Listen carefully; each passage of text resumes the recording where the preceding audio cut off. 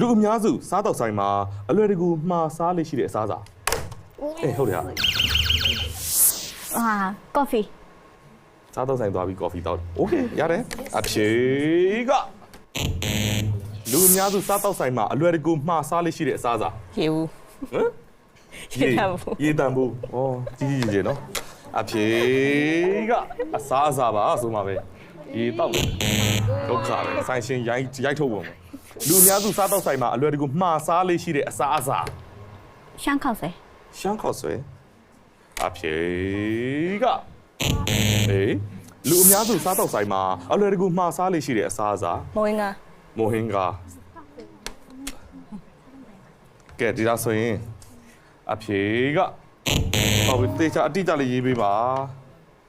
โอเคဒါဆိုရင် तू ကတရုတ်စာထင်တယ်ပြန်ပြောပြမယ်လူအများစုတရုတ်စားတော့ဆိုင်မှာအလွယ်တကူမှားစားလေးရှိတဲ့အစား